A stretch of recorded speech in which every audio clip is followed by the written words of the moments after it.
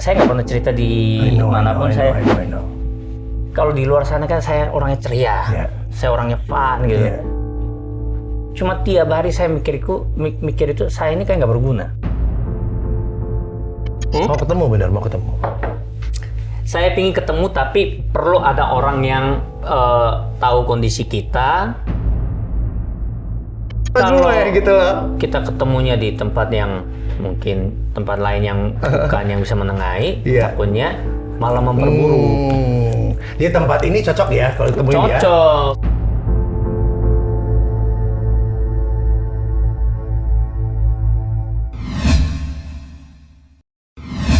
Saya dari keluarga yang sangat miskin. Ya, jadi miskinnya itu kan orang level miskin itu kan saya nggak bisa beli brand, itu ada yang bilang menganggap dirinya miskin. Kalau saya makan pun nggak bisa makan, terus papa saya utangnya banyak dalam arti beli beras pun harus utang dia. Terus mama saya lagi hamil kan kita pingin makan kan. Betul. Dia itu waktu hamil kamu? Iya, jadi mama hamil saya itu saya pingin makan pisang buat yang kecil gitu, itu kan 1.000, kalau nggak salah 1.000-an waktu kecil. Itu sedangkan gaji papa itu cuma 10 ribuan.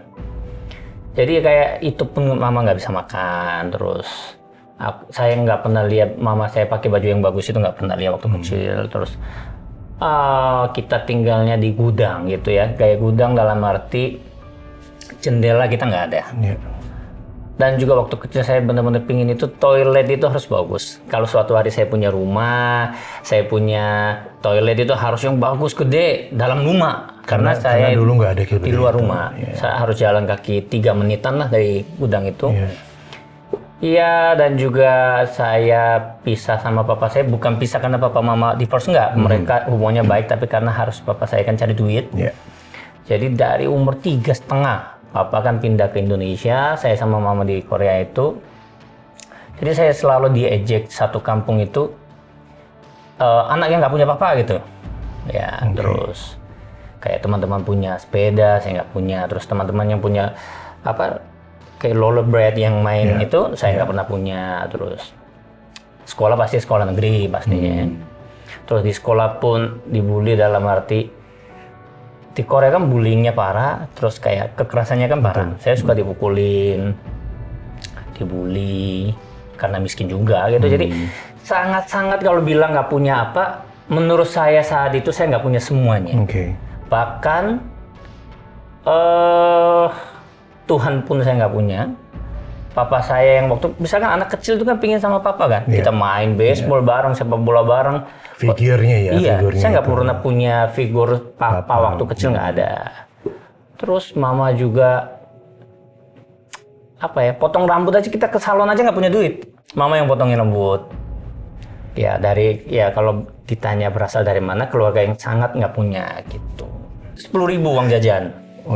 Nah dari situ kalau bilang punya, waktu itu juga nggak punya, tapi setidaknya kan makan sekarang udah bisa makan.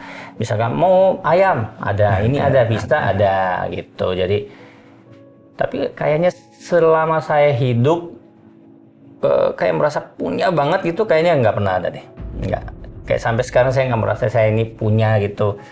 Saya sampai sekarang merasa kurang. Kadang-kadang saya merasa sedih karena nggak bisa lebih dari ini.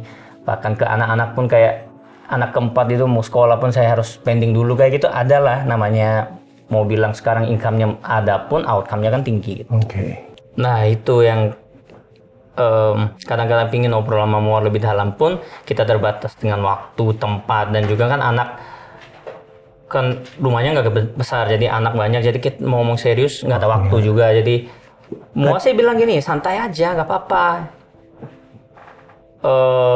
Kayak kita masalah uang pun, uang saya kan uang keluarga, uang Moa itu uang Moa. Awal saya itu pun ajak berantem gitu, maksudnya aku ini kasih semua ke kamu kadang-kadang isiin pulsa aku aja kamu hitung. Saya awal marah, tapi dia jelasin, loh ini kan suatu hari dia nggak punya, saya nggak punya uang, ini buat emergency. Oh iya, jadi kayak mau setiap kali mau ngomong lebih dalam keuangan, masalah finansial itu kayak sedih sebetulnya. Iya, sedih banget. Terus kayak nggak berguna gitu lah ya.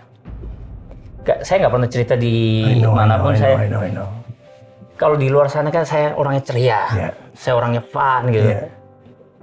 Cuma tiap hari saya mikir itu saya ini kayak nggak berguna. Apa yang hidup? Baru sebulan ini juga lagi masalah banyak. Apa yang aku harus hidup? Kok aku bawa keluargaku, istriku ini kayak memperburuk, malah kayak coba mereka tanpa aku kayaknya lebih bagus ya. Aku sampai kemarin baru ngomong, aku mending aku keluar dari rumah, aku pindah kos. Coba kalian hidup dulu, aku hidup sendiri. Kalau aku agak lebih tenang, aku pengen balik lagi. Aku sempat obrol. Oh, you need to talk to yourself. Iya. Tapi kan ini nggak bisa obrol ke semua keluarga. Ya kayaknya mental saya lagi begini gitu. Tapi Mama sadar nggak itu? Dia berusaha kuatkan saya, berusaha tenangkan saya, tapi kan ya manusia sedekat apapun, Uncle sedekatnya sama artis siapapun kan kita nggak bisa tahu sedalam-dalamnya. Jadi ya dia pun ya sebisa dia lah. Iya, itu doang. Sebisa dia ya. I know. Kok segitunya aku nggak bisa biayain anak, biayain istri.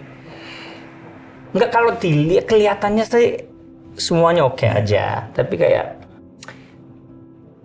kayak sekolah anak pun kayak masih nggak becus. Kayak yang pertama kedua kan masih mertua yang bayarin.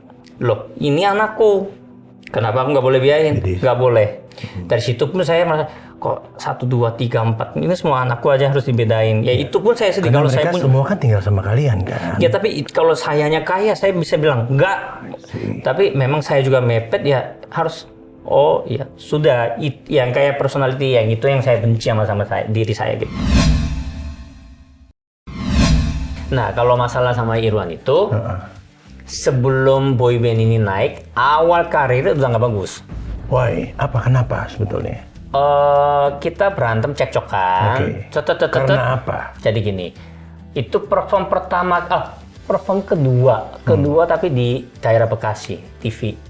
Habis itu fansnya kan datang, teriakin saya. Saya bingung, tadi saya bukan siapa-siapa, tiba-tiba datang, wah, saya ini seneng dong. Saya mau foto, ya udah saya kasih foto setengah jam lebih, dia marah, dia narik saya. Tapi giliran saya jalan, dia yang foto. Tapi seharusnya saya diem waktu itu. Dia di mobil, dia marah. Kamu itu kalau suruh pulang. Saya bantah. Kamu juga foto. Marah, dia turun, kita kesel-keselan lah ya. Enggak lah, tonjok-tonjokan. Sempat tapi kan? saya nggak bisa lawan dia Dia gede, tinggi, dan dia kan taekwondo. Saya taekwondo kecantikan, dia taekwondo berantem. Ya, habis saya. Dari situ saya udah bilang, saya mau stop. Itu belum terkenal, belum namanya hits itu belum. Itu 2 kali. Itu sebenarnya udah ini sindrom stop. Mungkin ya, sindrom band yang lagi naik kan. Biasa gitu kan, kayak gitu. Benar, itu juga benar. Ya itu kamu akuin ya, kamu salah. Oh, sangat salah. Waktu itu seharusnya saya diam. Dan juga caranya mungkin dia juga kurang tepat. Bukan harusnya pakai atau fisik gitu. Terus habis itu mulai hubungannya nggak baik. Saya udah bilang mau keluar. Dari situ mulai hubungannya nggak bagus.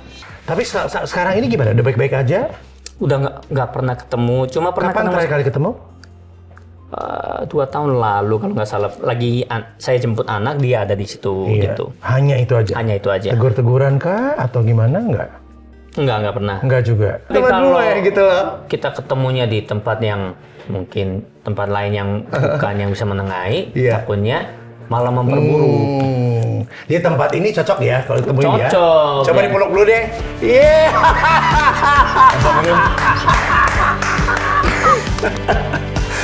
Apa kabar? Apa kabar? Oh my God.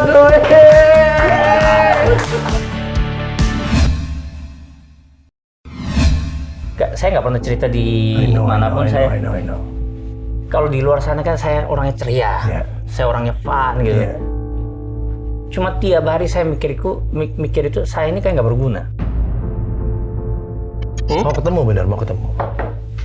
Saya pingin ketemu, tapi perlu ada orang yang tahu kondisi kita, Kalau ya gitu loh. Kita ketemunya di tempat yang mungkin tempat lain yang bukan yang bisa menengahi, Iya. takutnya malah memperburuk. Di tempat ini cocok ya kalau ditemuin ya. Cocok.